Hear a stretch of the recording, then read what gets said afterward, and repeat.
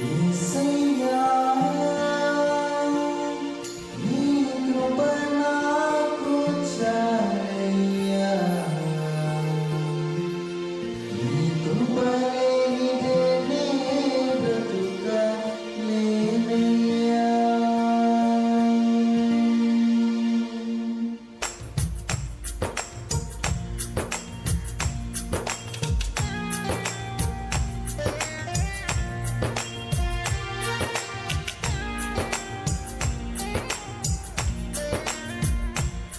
నీ కృప లేని క్షణము, నీ దయ లేని క్షణము నేను ఊహించలేను యేసయ్యా.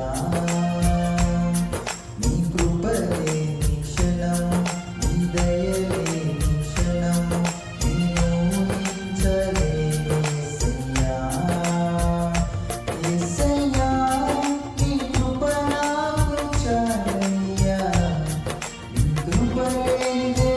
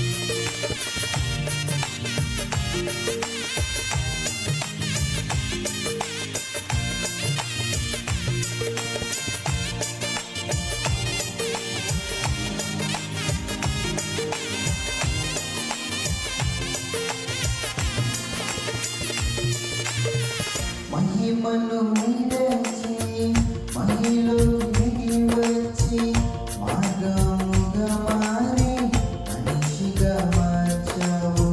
మహిని నీవు మాధుర్యము మార్చి మాదిరి చూపి మరో రూపమిచ్చావు.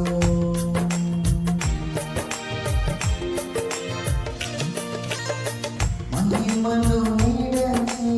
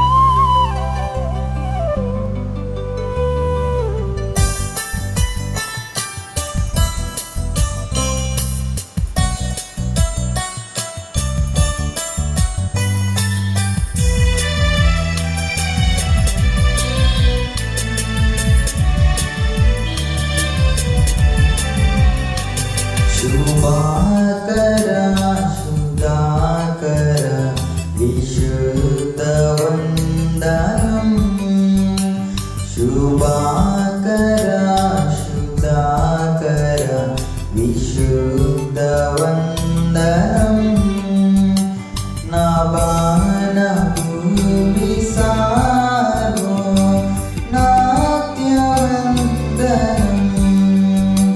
నా బాణ భూమి సారో నాట్యవందనం శుభాకర శుద్ధాకర విశుద్ధ వందనం.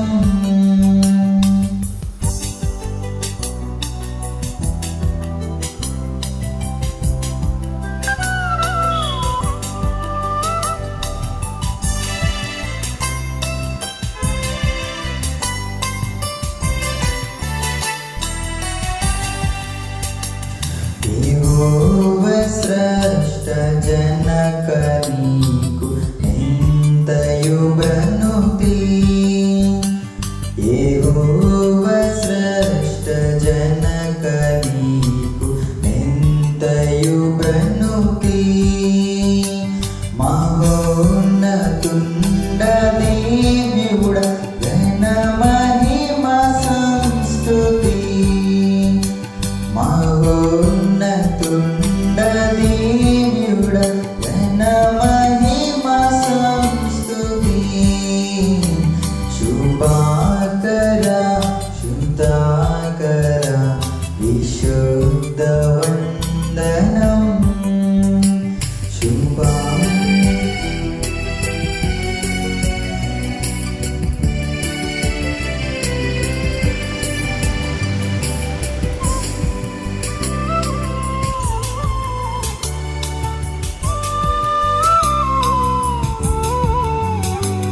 విమోచక పిత్రాత్మజుండ విజయ మంగళం. విమోచక పిత్రాత్మజుండ విజయ మంగళం. సమస్త సృష్టి సాధనాంబ సావ్య మంగళం. సమస్త సృష్టి సాధనాంబ సావ్య మంగళం. శుభాకర శుద్ధాకర విశుద్ధ వందనం.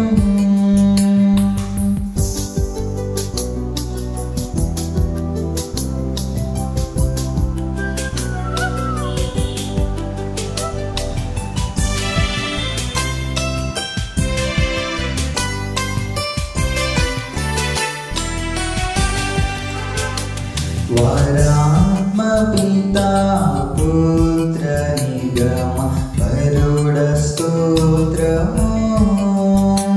వరాత్మ పితా పుత్ర నిగమ వరుడ స్తోత్రము. వరాప్రదుండ వాత హృదయవాస స్తోత్రము. వరాప్రదుండ వాత హృదయవాస స్తోత్రము. శుభాకర శుద్ధాకర విశుద్ధ వందనం.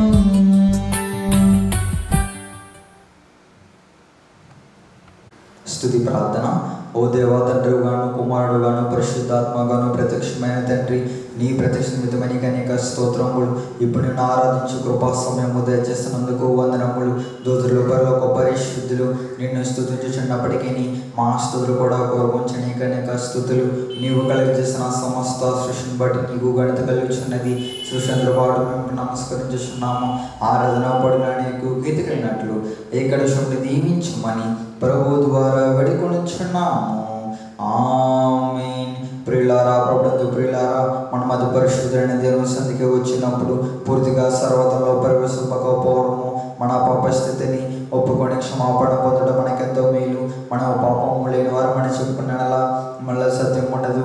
మన పాపములను మనం ఒప్పుకున్నలా ఆయన నిబంధన కనుక ఆయన మన పాపములను క్షమించి సమస్త దుర్నీతులను పవిత్రులుగా చేయను. మనము పాపము చేయలేదని చెప్పుకునే నడల ఆయనను అపదింపచేవారు మోదము.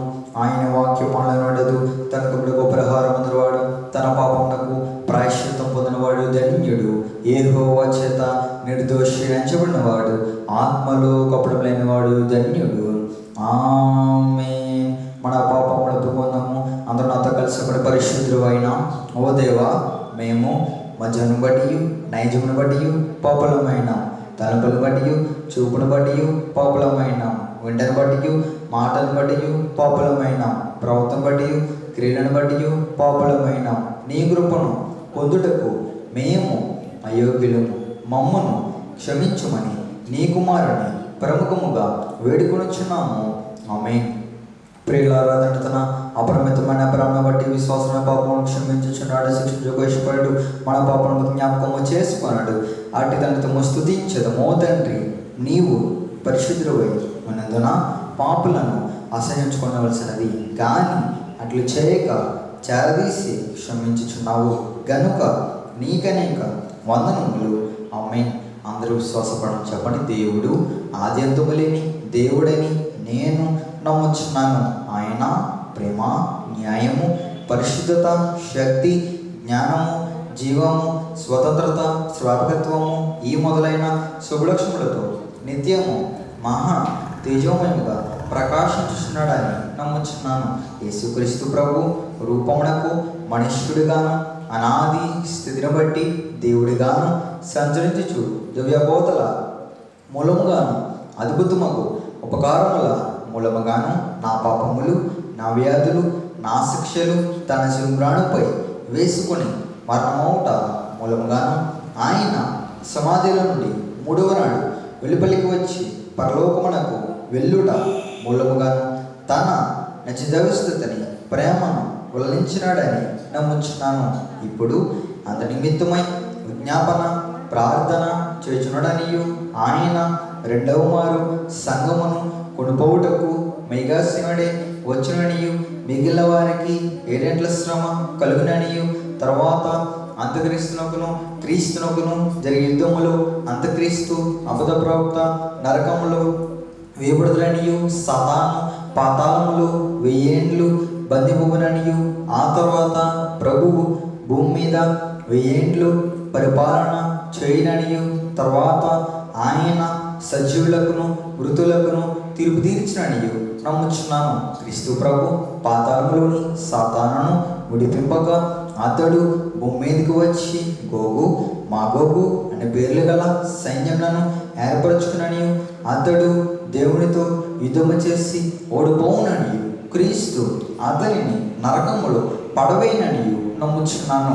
అటు తర్వాత ఆయన అందరికను తీర్పు విధించననియు, అవిశ్వాసులను నరకంలోనికి పంపవేయననియు నమ్ముచున్నాను. తుదకు భూమి మీద ఉన్న పరిశుద్ధులందరూ ఏకసంగముగా నిరుట వలన భూమి పరలోకములో ఒక భాగముననియు, క్రీస్తు పరము పరలోకములో భూలోకములో ఉండుననియు నమ్ముచున్నాను. నేను పరిశుద్ధాత్మను నమ్ముచున్నాను.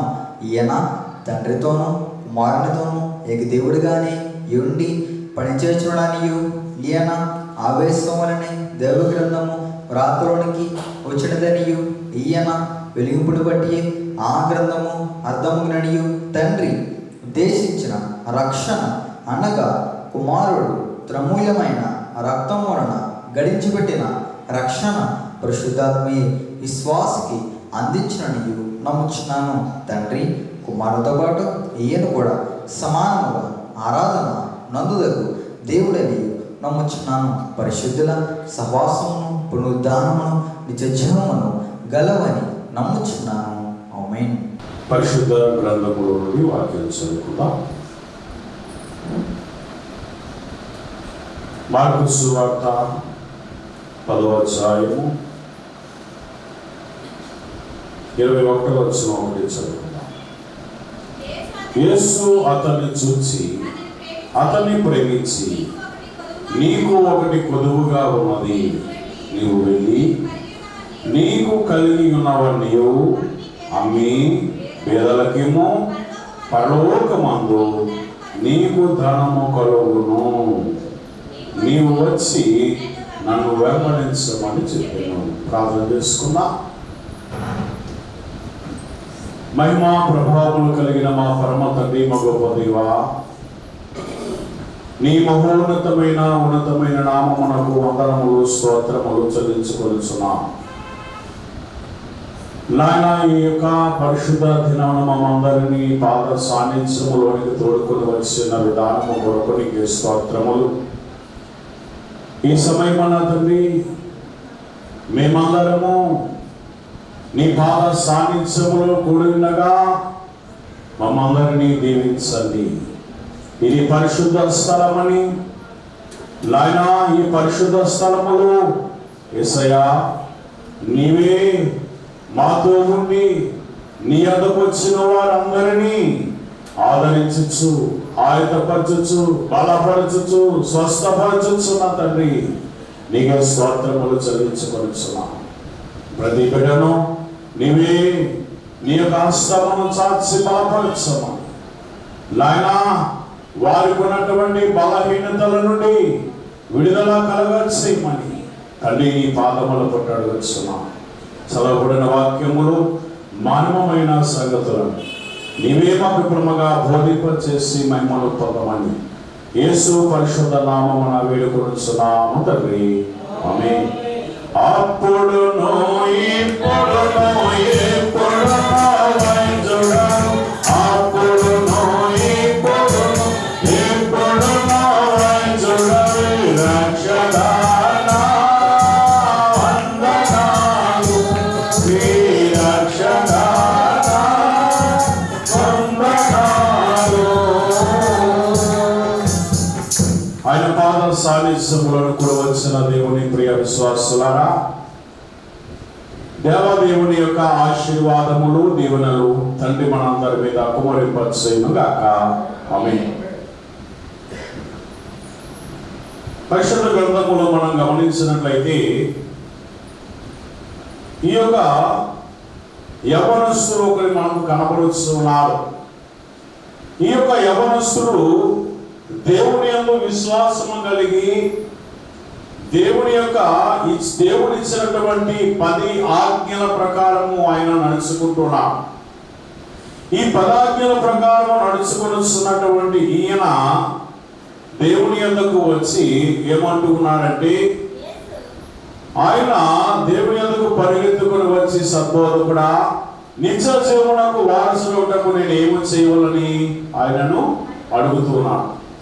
అడుగుతున్నటువంటి సమయంలో యేసయ్య అంటూ ఉన్నారు, ఆయన ఇదిగో నీవు నారాజం చేయవద్దు, వ్యభిచరించవద్దు, దొంగిలవద్దు, అబద్ధ సాక్ష్యం పలకవద్దు, మోసము చేయవద్దు, నీ తల్లిదండ్రులను సన్మానించుకున్న ఆజ్ఞలు నీకు తెలియను కదా అని అతనితో చెప్పాను. అందుకు అతడు, వదకుడా, బాల్యము నుండి ఇవన్నీ అనుసరించుచునే ఉంటిని అని చెప్పాను. ఎప్పుడున్నామా? బాల్య చిన్నప్పటి నుండి ఈ 10 ఆజ్ఞల ప్రకారం నడుచుకుంటున్నాడు. ఈ 10 ఆజ్ఞల ప్రకారం నడుచుకొనిచున్నటువంటి సమయంలో మరి ఈయన ఎక్కడికి వెళ్ళిపోవాలి? 10 ఆజ్ఞల ప్రకారం నడుచుకొనిచున్నాడు కనుక ఇప్పుడు ఈయన నిత్య జీవానికి వారసులుగా ఉన్నాడు. నిత్య జీవానికి వారసులుగా ఉన్నాడు. కానీ మరి ఆయన దేవుని యొద్దకు వచ్చి నిత్య జీవానికి వెళ్ళడానికి నేను ఏం చేయాలని అంటే ఆయనకి ఇంకా ఏముంది? ఇంకా కొదువ కనపడుతుంది ఆయనకి. ఏంటి ఆ కొదువ? ఏమో మనం ప్రతిరోజు బైబిల్ చదువుతాం, ప్రార్థన చేసుకుంటాం, అలాగే అనేక మందికి మనం సాక్షి చెబుతూ ఉంటాం, అలాగనే దేవుడి కొరకు మనము ఎన్నో రకమైనటువంటి ప్రార్థనలు యాచనలు చేస్తూ ఉంటాం. మరి ఈయన కూడా చేస్తూ ఉన్నాడు, ప్రార్థన చేస్తున్నాడు, 10 ఆజ్ఞల ప్రకారం నడుచుకుంటున్నాడు, అన్ని చేస్తున్నాడు. కానీ ఈయన బాల్యం నుండి నడుచుకుంటున్నాను అన్నాడు. మరి ఒకటి తక్కువగా ఉన్నదంటున్నాడు యేసయ్య. ఏంటది? అందుకు యేసు అతన్ని చూసి అతన్ని ప్రేమించి, నీకు ఒకటి కొదువుగా ఉన్నది. చూసారా? ఏంటి? నీకు ఒకటి కొదువుగా ఉన్నది. ఆ కొదువు ఏంటి? ఏమా? నీవు వెళ్ళి నీకు కలిగి ఉన్నవన్నీ కూడా అమ్మి పేదలకిమ్ము, పరలోకములో నీకు ధనము కలుగును, నీవు వచ్చి నన్ను వెంబడించమని చెప్పాను. దేవుని స్తోత్రం. చాలా మంది బైబిల్ చదువుతారు, ప్రార్థన చేసుకుంటారు అమ్మా, అలానే దేవుని కార్యక్రమాలన్నింటిలో పాల్గొంటారు, కానీ యేసయ్యను వెంబడించే వారిగా ఉంటారు. యేసయ్యను వెంబడించే వారిగా ఉంటారు. ఆయన వెంబడించడం అంటే ఏంటనుకుంటున్నారు? ఆయన ఆజ్ఞల ప్రకారం నడిచిన వారి నన్ను వెంబడించిన వాడితో సమానము. అయితే మరి ఆయనను వెంబడించిన వాడు చేసేటువంటి పని ఏమిటంటే, ఇప్పుడు దేవుడు ఏమన్నాడు? అతడు ఎటువంటి వాడంటే మిగులు ఆస్తి కలిగిన వాడు. ఇన్ని పదాజ్ఞల ప్రకారం నడుచుకుంటున్నాడు, దేవునికి ప్రార్థన చేస్తున్నాడు, బైబిల్ చదువుతూ అన్ని చేస్తున్నాడు, కానీ పేదలకు ఇచ్చేటువంటి అలవాటు ఆయనకి లేదట. సహాయం చేసేటట్టు అలవాటు లేదట. యేసయ్య మరి ఏమన్నారు? నిన్ను వలె నీ పొరుగు వారిని ప్రేమించాల, నిన్ను వలె నీ పొరుగు వారిని ప్రేమించాల. కానీ ఇప్పుడు ఆయన ప్రేమించట్లేదు. ప్రేమిస్తున్నాడు ఎంతవరకు? మాట వరకే, కానీ సహాయం చేసేటువంటి స్థితి ఆయనలో లేదు. మరి సహాయం చేయకుండా నీ పదాజ్ఞల ప్రకారం నడుచుకొని బైబిల్ చదువుకొని ప్రార్థన ఇన్ని చేస్తే ఏం లాభం చెప్పాలి? సహాయం చేసేటువంటి గుణము కూడా ఉండాలి వద్దా? ఉండాలి. అందుకే అంటున్నారు కదా, ప్రార్థించే పెదవుల కన్నా సహాయం చేసేటువంటి చేతులు నిన్న. కనుక మనం సహాయం చేసేవారు ఉండాలి. మరి దేవుడు ఇదే చెప్పాడు ఈయనకి, ఏమిటి? ఇదిగో నీకున్నటువంటి ధనము అవి పేదలకు ఇచ్చి నువ్వు పరలోకముందు నీకు ఫలము కలుగును, నువ్వు వచ్చి నన్ను వెంబడించన్నాడు. మరి వెంబడించాడా? చెప్పడమ్మా, వెంబడించలేదు. ఏం చేశాడు అతను? 22వ వచనం, అతను మిగులు ఆస్తి గలవాడు కనుక ఆ మాటకు ముఖము చిన్నపుచ్చుకొని దుఃఖపడుచు వెళ్ళిపోయేను. దేవుని స్తోత్రం. ఇప్పుడు ఆయనకి నిత్య జీవంలోకి వెళ్ళాడా? లోకంలో ఉన్నాడా? లోకంలో ఉండిపోయాడు. అంటే ఆజ్ఞల ప్రకారం నడుచుకున్న లోకంలో ఉన్నాడు. బైబిల్ చదివినా, ప్రార్థన చేసినా ఏమి లేదు. ఇప్పుడు ఆయనకి నిత్య జీవం లేదు. ఎందుకు?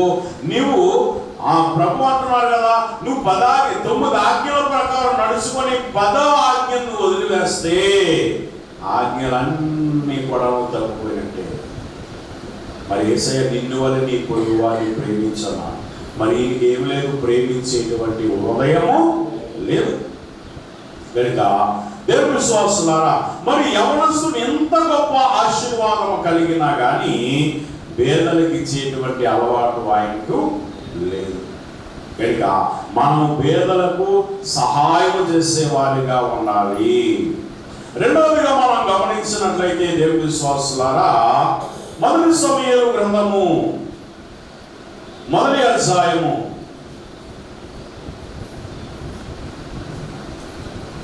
1 సమూయేలు గ్రంథము 1వ అధ్యాయము 11వ వచనం.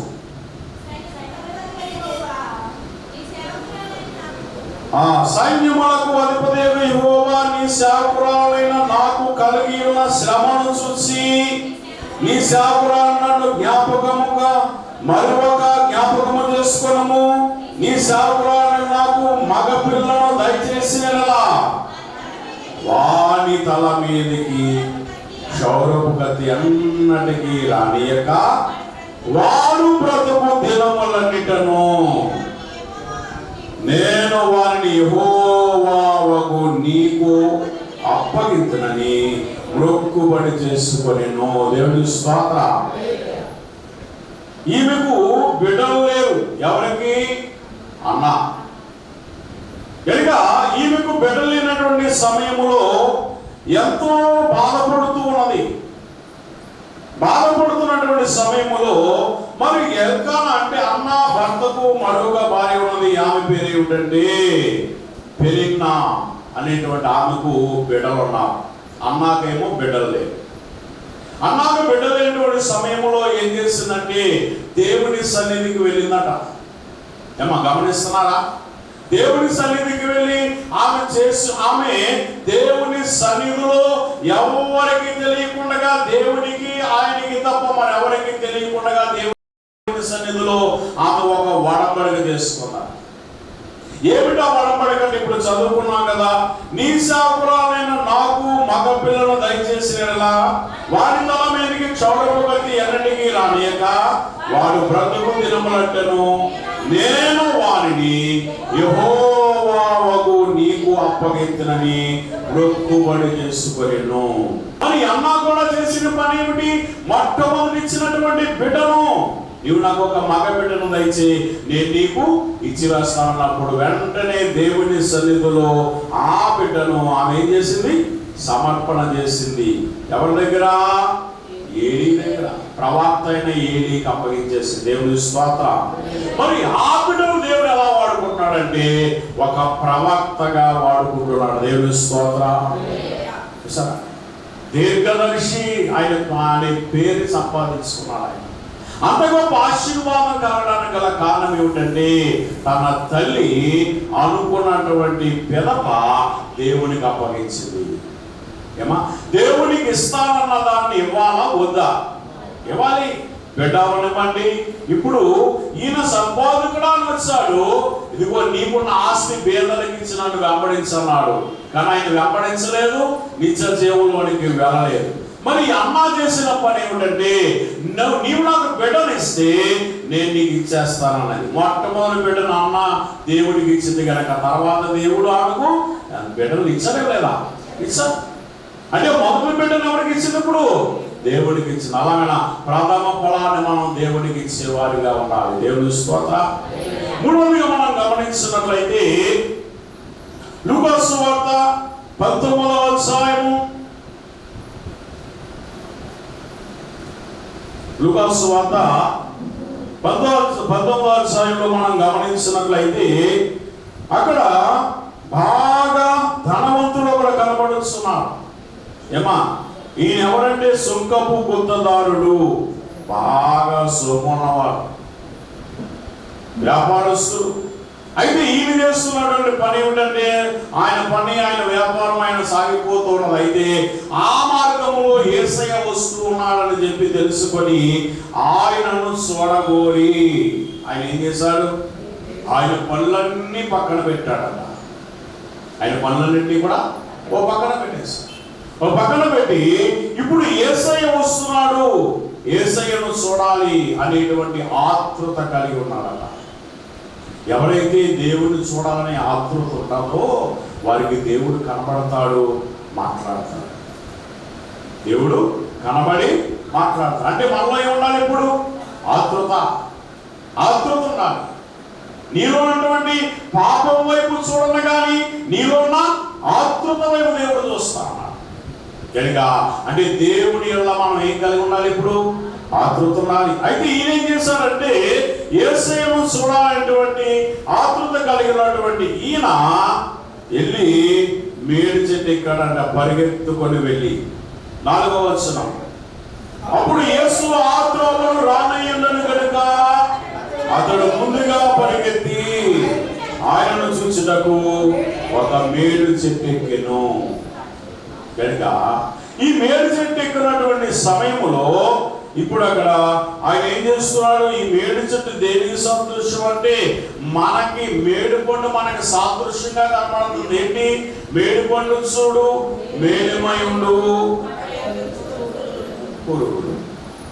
అంటే మేలుమై ఉండంటే పైకి చాలా అందముగా సంతోషముగా కనబడుతున్నాం. కానీ తీరా మన హృదయంలో చూసేసరికి ఏమున్నాయి? అన్నీ కూడా పాపములు, బలహీనతలు, బాధలు, ఇవేమి చెప్పుకోడు. కానీ పైకి మాత్రం చాలా సుందరముగా కనబడుతున్నాం.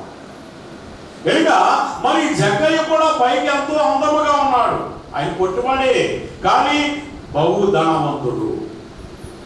ఈ ధనవంతుడైనటువంటి ఈయన యేసయ్యను చూడడానికి పరిగెత్తుకొని వెళ్ళి ఆ చెట్టు ఎక్కినప్పుడు యేసు ఆ చెట్టు ఎద్దకే వచ్చాడు. యేసయ్యను మరి అనేక మంది జన సమూహంలో ఆయన వెంబడిస్తున్నారు, కానీ ఆయన ఎవరి వైపు చూడలేదు. ఎవరి వైపు చూస్తున్నాడు? ఇప్పుడు జక్కయ్య. ఎందుకంటే జక్కయ్యలో ఏముంది? ఆతృత ఉన్నది. మిగిలిన వారిలో యేసును చూడాలని ఆయన వెంబడిస్తున్నారు, కానీ వారిలో ఏమి లేదు? ఆతృత లేదు. అలాగే దేవుని సన్నిధికి అనేక మంది వస్తూ ఉంటారు, ప్రార్థనకి దేవుని సన్నిధిలో ఉంటారు, కానీ యేసయ్య నేను నీతో సహవాసం చేయాలి, నేను నీతో నడవాలి, నేను నిన్ను చూడాలనే ఆతృత ఎవరికైతే ఉంటుందో వారికి దేవుడు కనబడతాడు. ఏమో వారికి దేవుడు కనబడి మాట్లాడేవాడే ఉన్నాడు. కనుక దేవుని విశ్వాసులారా, ఇక్కడ మనం గమనించినట్లయితే యేసయ్య ఆ చోటికి వచ్చి ఏమంటున్నాడు? యేసు ఆ చోటికి వచ్చినప్పుడు కనులెత్తి చూసి, జక్కయ్య త్వరగా దిగుము, నేడు నేను నీ ఇంట ఉండవలసినదని అతనితో చెప్పగా. ఎక్కడుంటాడు ఆయన? నీ ఇంటిలో. ఇల్లు అనగా ఏంటి? నీ హృదయం అనే గృహము.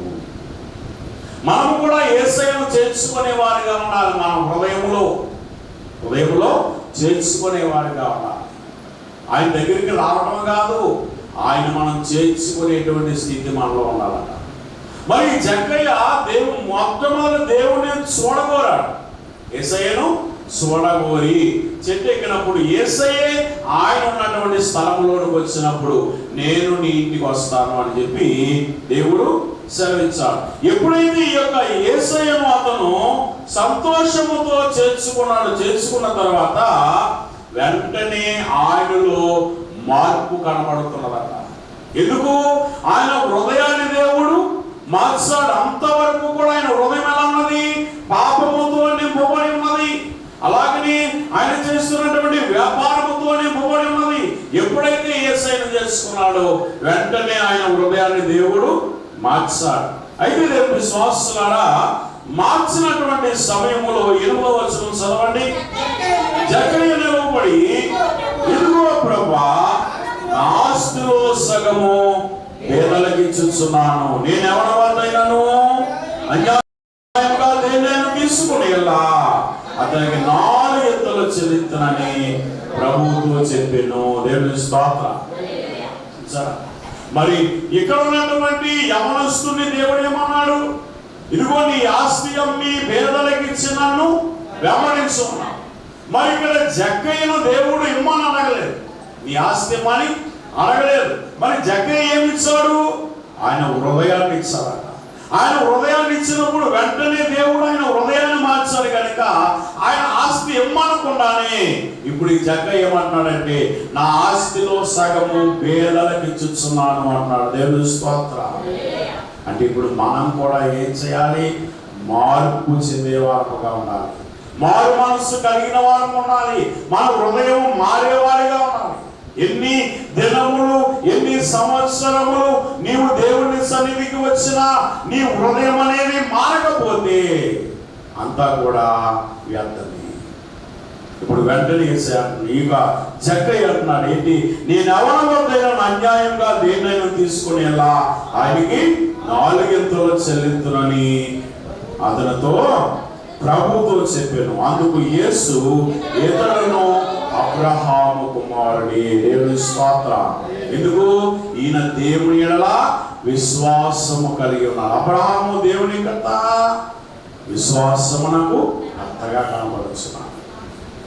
విశ్వాసులారా, మరి మనము కూడా దేవుని ఎడల విశ్వాసము కలిగి ఉన్నట్లయితే మనమందరము కూడా అబ్రహాము కుమారులుగా ఉండి, ఎందుకంటే ఈయన నేడు ఈ ఇంటికి ఏమొచ్చిందన్నాడు?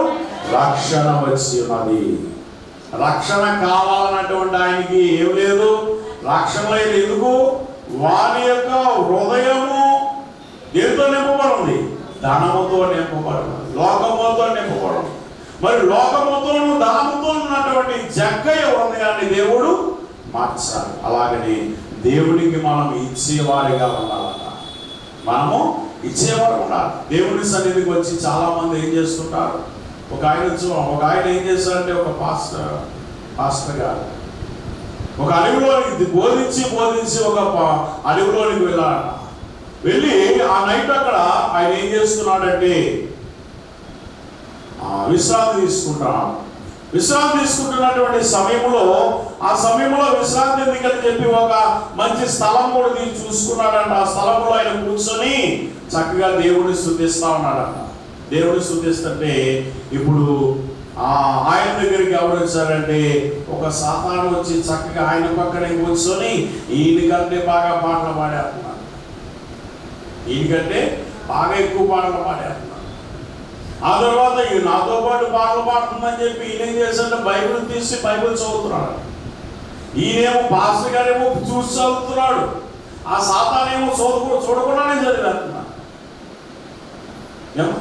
చూడకుండానే అందులో వాగ్దానాన్ని ఎత్తి అది ఏం చేస్తుందంటే చక్కగా చదివేస్తాడు. తర్వాత ఆయన ప్రార్థన చేస్తున్నాడు. ఎందుకు నాయన ఇది నా ఎదురుని తొలగించని చెప్పి ప్రార్థన చేస్తుంటే వెళ్ళట్లేదు. వెళ్ళకపోయినటువంటి సమయంలో ప్రార్థన అంతా అయిపోయింది. అయితే ఆయన తల మీద ఒక టోపీ ఉందట.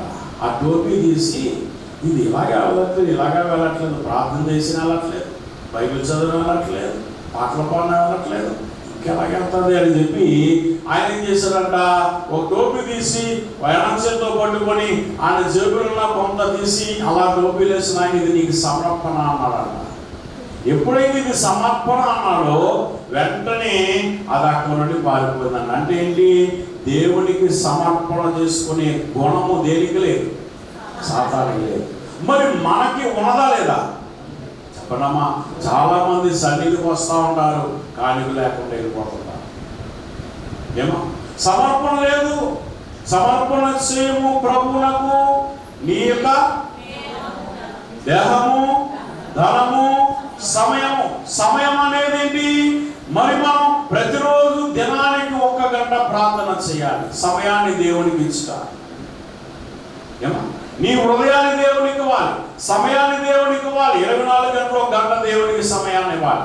అలాగనే దేవుడు నీకు ఇచ్చిన దానిలో కొంత దేవునికి ఇవ్వాలా, కానుక ఇవ్వాలి. ఈ మూడింటిని నీవు దేవునికి ఇచ్చినప్పుడు నీవు ఆశీర్వదింపబడిన వారి మనసులో ఉంటావు. దేవుని స్తోత్రం. కనుక అన్నా చేసుకున్నటువంటి మొక్కుబడిని తీర్చిందా లేదా, తీర్చింది. ఇస్తాను నా బిడ్డని దేవునికి ఇచ్చింది. అలాగని నిత్య జీవం కావాలన్నటువంటి ఆ యొక్క యవనస్తుడు నిత్య జీవంలోనికి వెళ్ళలేకపోయాడు. ఎందుకంటే ఆయన ఆస్తులవి పేదలకు ఇచ్చిన నీవు నన్ను వెంబడించాలి. ఆయన వెంబడించలేదు, కానీ ఎవరు వెంబడించారు, జక్కయ్య. ఆ జక్క ఎప్పుడైతే యేసయ్యను చేర్చుకున్నాడో ఆయనలో మార్పు వచ్చింది. దేవుడు మార్చాడు ఆయన్ని. ఎప్పుడైతే మార్చాడో వెంటనే ఇప్పుడు ఆయన అంటున్నాడు, ఇదిగో నాకున్నటువంటి దానిలో నేను సగము పేదలకు ఇచ్చేస్తాను, నా ఆస్తిలో సగం పేదలకు ఇస్తాను. దేవుడు ఇమ్మన్నాడా, ఇమ్మలేదు. ఎందుకు ఇచ్చాడంటే ఎప్పుడైతే యేసయ్యను చేర్చుకున్నాడో దేవుడు ఆయన యొక్క హృదయాన్ని మార్చాడు. మరి మనం కూడా మారినటువంటి హృదయం కలిగి మళ్ళా మనం దేవునికి సమర్పణ చేసుకునే వారిగా ఉండాలి. అట్టి ధన్యత తండ్రి మనందరికీ దయచేయను కాక. ప్రార్థన చేసుకుందాం. ప్రతి వారికి మోకరించుదామా. సకల యుగములలో అక్షరులను అదృశ్యులను రాజునైన మా పావన పరలోకపు తండ్రి, మా గొప్ప దేవా, నీ ఉన్నతమైన నామమునకు వందనములు స్తోత్రములు చెల్లించుకొనుచున్నాము. నాయనా, ఇంతవరకు నీ యొక్క సన్నిధిలో నీతో సహవాసం చేసే భాగ్యం ఇచ్చావు తండ్రి, నీకే స్తోత్రాలు. ఇదిగో ఈ సమయమున నాయనా ఇంతవరకు వాక్యం వినే భాగ్యముని ఇచ్చావు. వాక్యము ద్వారా మమ్మల్ని బలపరిచావు తండ్రి, నీకే స్తోత్రాలు. నాయనా, అన్నా నీ పాదముల యందు నీ సన్నిధిలో చేసుకున్న వడంబడికను ఆమె తీర్చు ఎలాగనైతే వడంబడిక చేసుకున్నదో ఆ విధముగా ఆమె తాను నీకు సమర్పణ చేసుకొని తానకిచ్చినటువంటి బిడ్డను నీకు సమర్పణ చేసి ఉండగా ఆ సమూయేలు తర్వాత అనేక మంది బిడ్డలను వారికి దయచేసిన గొప్ప దేవానికి స్తోత్రములు. ఆమెలో ఉన్నటువంటి బాధను తీసివేశావు. నిన్ను నీకు సమర్పణ చేసుకోగా ఆమెలున్న వేదన తీసివేసి సంతోషమునిచ్చిన సంతానమునిచ్చిన తండ్రి నీకే స్తోత్రం. అలానే తండ్రి, సద్బోధకుడా నీ ప్రభా యవనస్తుడు నీ యొద్దకు వచ్చి నిత్య జీవములోనికి వెళ్ళడానికి నేను ఏం చేయాలి అన్నప్పుడు ఆజ్ఞల ప్రకారం నడవాలంటే నేను చిన్ననాటి బాల్యం నుండి నడుస్తున్నాను అనగా, ఇదిగో నీకున్నది అమ్మి పేదలకిచ్చి నీవు నన్ను వెంబడించు అని నీవు సెలవిచ్చినప్పుడు ప్రభా, ఆ బిడ్డ మిగిలిన ఆస్తి కలిగిన వాడు గనుక ఆయన ముఖము చిన్నపుచ్చుకొని దుఃఖంతో నిన్ను విడిచి వెళ్ళిపోయాడు ప్రభా. నిన్ను వెంబడించలేదయ్యా. ఆయన నిత్య జీవమునకు వారసును కాలేకపోయాడు. తండ్రి నీకే స్తోత్రం. అలానే యేసయ్యా జక్కయ్య నిన్ను చూడగోరి ఉన్నాడు. నాయనా ఇదిగో ప్రభా, జక్కయ్య ఎప్పుడే నాయనా నేను చూడగోరి వేడి చెట్టు ఎక్కినప్పుడు ఆ చెట్టు యొద్దకే నీవు వచ్చి, జక్కయ్య త్వరగా దిగము, నేడు నేను నీ ఇంట ఉండవలసినదన్నప్పుడు వెంటనే జక్కయ్య నిన్ను నీ నాయన ఆయన యొక్క హృదయంలో చేర్చుకున్నాడు ప్రభా.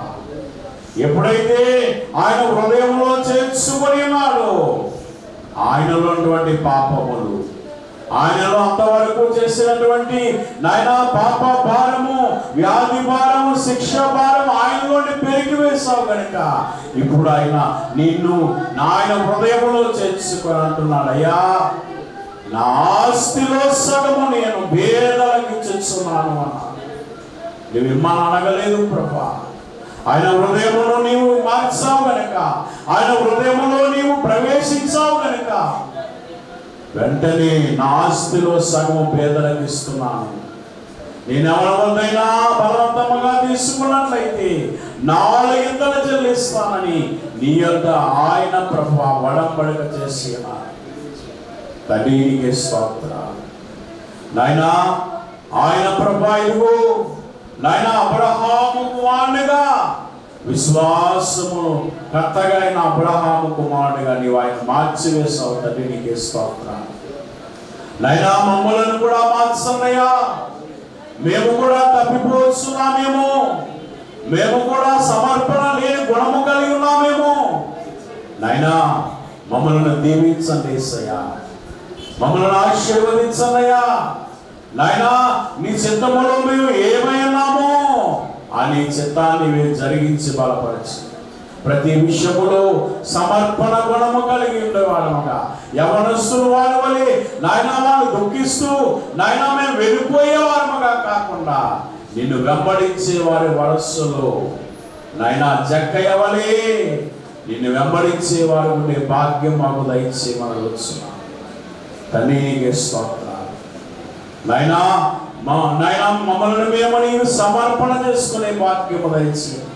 దినములో దశమ భాగమనగా దినమునకు 1 గంట ప్రార్థన చేయుట. అలానే నాయనా ఇదిగో నీ దేహము నాకు ఇయ్యన్నావు ప్రభా. నాయనా మా హృదయము నీకు ఇచ్చే భాగ్యం మాకు దయచేయి. అలా నీవు మాకు ఇచ్చిన దానిలో మేము నీకు దశమ భాగమును సమర్పణ చేసుకునే వాడముగా ఉండే ధన్యత మాకు దయచేయి ప్రభా. నాయనా నీకే స్తోత్రములు. సాతానుడు ప్రభా మాలో ఇదిగో తండ్రి ఆ సమయంలోనే మమ్మలను తండ్రి ఇదిగో ప్రభా నాయనా వాడు నాయనా మమ్మల్ని శోధిస్తూ ఉంటాడు ప్రభా.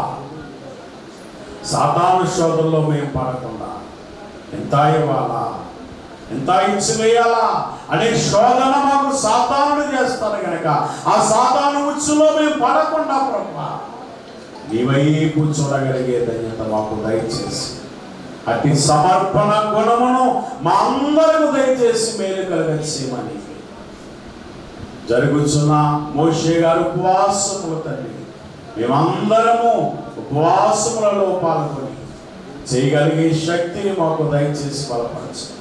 ఎవరికి ఎటువంటి నీరసము నిస్సత్తువ లేకుండా ప్రతి వారిని బలపరిచి మేలు కలగచేయమని యేసు నామమున వేడుకొనుచున్నాము తండ్రి, ఆమేన్. పరలోకమందున్న మా తండ్రి, నీ నామం పరిశుద్ధపరచబడునుగాక, నీ రాజ్యం వచ్చునుగాక, నీ చిత్తం పరలోకమందు నెరవేరుచున్నట్లు భూమి మీద నెరవేరునుగాక. మన ఆహారమును మాకు దయచేయము, మేల అపరాధము చేసిన వారికి మేము క్షమించిన ప్రకారం మాకు క్షమించండి, మమ్మల్ని శోధనల దాకా నుండి తప్పించు. రాజ్యము, శక్తి, మహిమ నిరంతరము నీవే నావు తండ్రి, ఆమేన్. యేసు రక్తమునకు జయం, అపవాది క్రియలకు లయం. యేసు రక్తమునకు జయం, అపవాది క్రియలకు లయం. యేసు రక్తమునకు సంపూర్ణ విజయం, అపవాది క్రియలకు అంతకాల నాశనం. హల్లెలూయా, హల్లెలూయా, హల్లెలూయా. స్తోత్రము, స్తోత్రము, స్తోత్రము. ఆమేన్, ఆమేన్, ఆమేన్. మన ప్రభువైన యేసుక్రీస్తు కృపయు, తండ్రైన దేవుని ప్రేమయు, పరిశుద్ధాత్మిక సహవాసము, నీతిమంతుని ఆశీర్వాదము, చేసిన సర్వాంశం మనకు జరగబో కార్యం. కూడి వచ్చినప్పుడైన వారందరికీ జరుగుతున్న మోషే గారి ఉపవాసములకును ఆయన కృపతోడే నడిపించును గాక.